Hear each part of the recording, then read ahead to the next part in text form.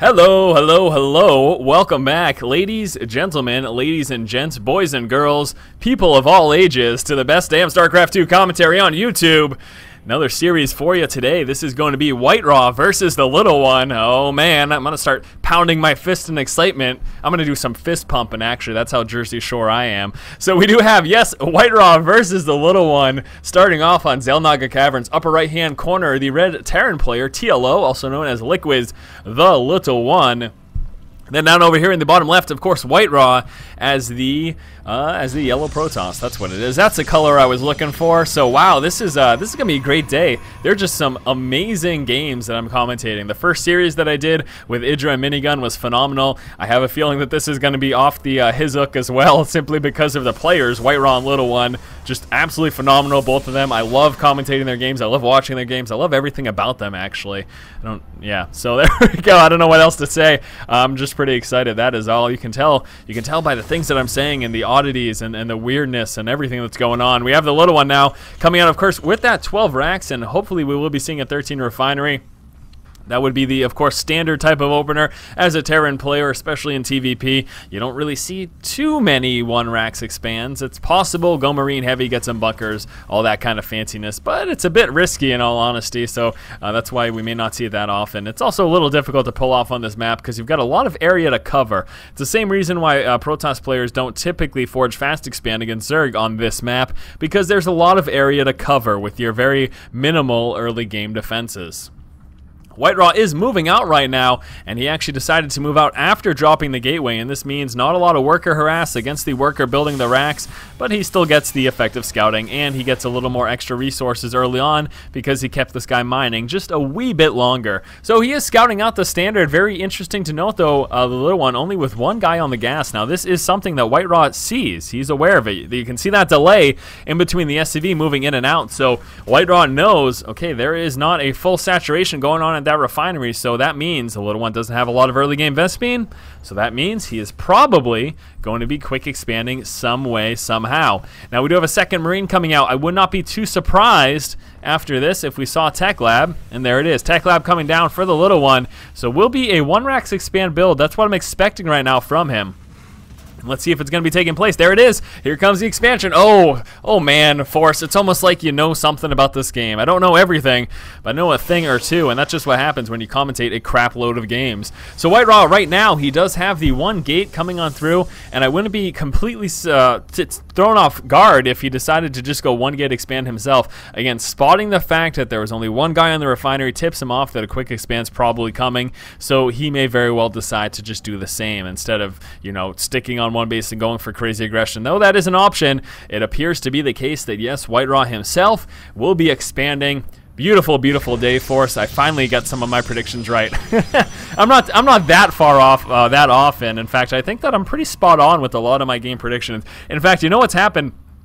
Not that I really care, because pretty much half the people who comment on YouTube are trolls. No offense to those of you who are not, but I have had responses saying that, you know, oh, you pre-screen all your games. Well, if that were the case, who gives a crap? But it isn't the case, and I'll tell you why. I like viewing the games first and foremost while I commentate them, because I think it's most exciting that way. I think it's best for the viewers that way. So no, I don't pre-screen my games, but when you watch a lot of StarCraft and you commentate a lot of StarCraft, you get the feeling for what the standard is, what the normal is, and then that kind of informs you as to what to expect when you see certain things. And that's actually how you become a good StarCraft player as well. But that's enough talking about me and my commentating abilities or lack thereof, but let's figure out what's going on. The little one here with a pretty impressive push. 2 Marines, a Marauder, and 1 Reaper. Sounds like a bad joke, but it isn't. It is just an impressive push that we're going to see. Now, if he lets this finish, does he not know about... Oh, no. WhiteRa, he's got no idea that this is happening right now, so this is pretty awful because the little one has an opportunity to actually do quite a bit of damage here.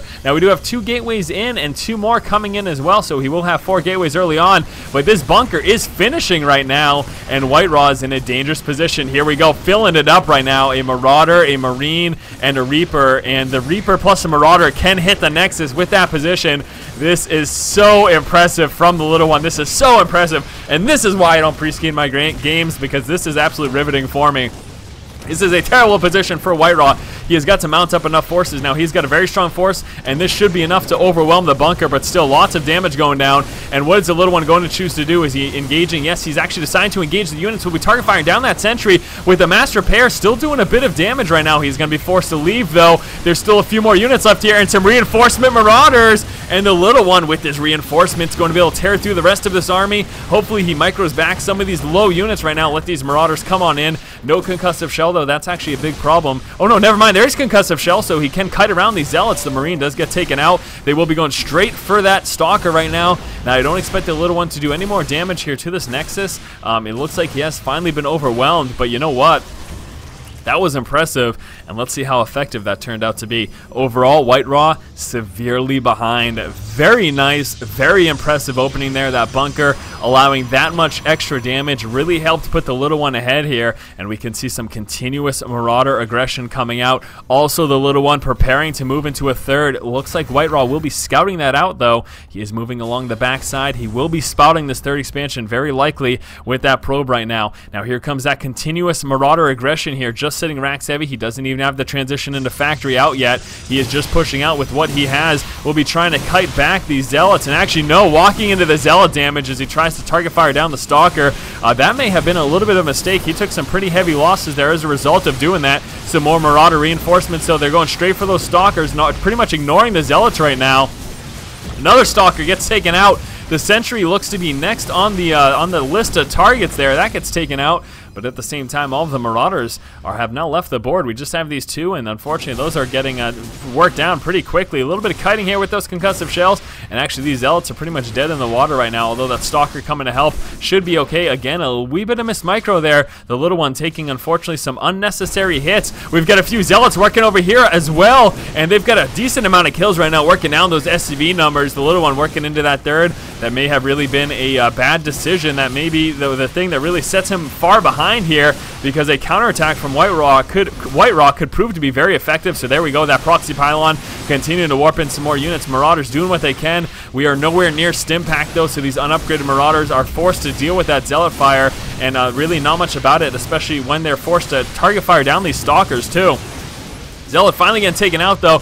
We should be seeing some more reinforcements, and actually the little one did manage to fend this off. Now we have got a few more zealots coming on through over here, but it looks like the little one is sitting with enough marauders to actually be okay, and the little one is still ahead. So with some decent marauder micro, the little one's in a fair position right now to be able to actually fend this off. He has got enough marauders to deal with this. A few more stalkers, though, are going to make it difficult. You see what happens is the zealots force the marauders to keep moving, and then the stalkers take advantage of their range to actually try to snipe down those marauders.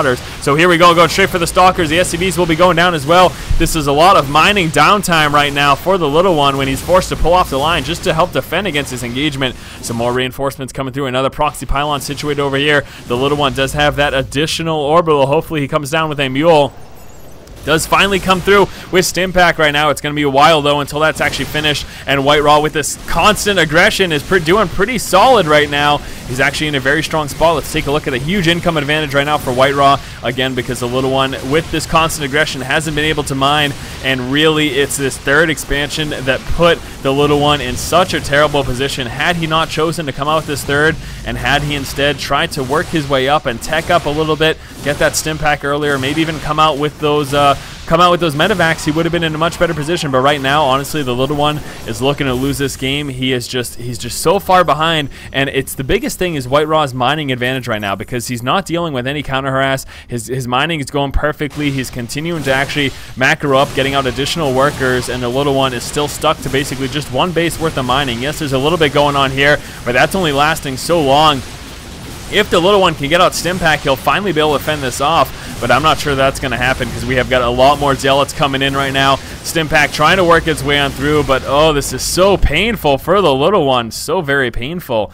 Now, WhiteRa, though, still behind in terms of resources lost. But once more, we want to look at the mining. Look at this WhiteRa killing off 29 SCVs. The little one has got to know that he is behind economically. Transition right now, Dark Templar. WhiteRa getting out that Dark Shrine. Where's that building? Right over here. So Dark Shrine, Dark Templar will be coming out. And here we go, this time Sentry heavy with those Zealots. So more mining downtime here from the little one. There's some force fields helping out a little bit. The Zealots actually right now continue to work through and force the lift off. Stimpack is finally in.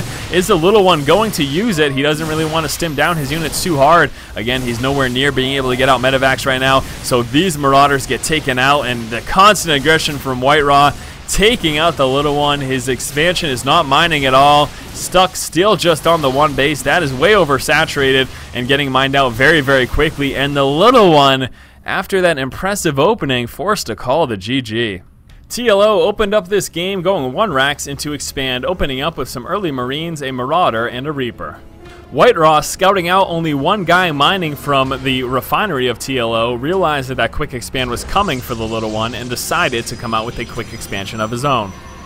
The little one managed to sneak a bunker, and WhiteRa, unable to scout it, didn't get there in time to stop it from finishing building, and this really helped the little one a lot early on. He was able to do a tremendous amount of damage, first working down the Nexus, but then with the bunker assisting, was able to do a lot of damage to WhiteRa's forces as he tried to push out against it.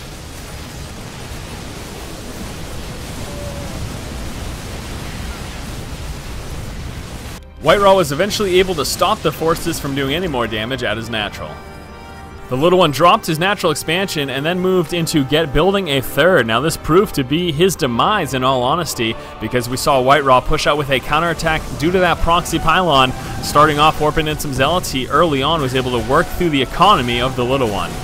Try as he might, the little one wasn't able to actually fully push back WhiteRa's aggression from this proxy pylon, and again, because of this fast expansion setting him back in tech, the little one lost the game due to this decision.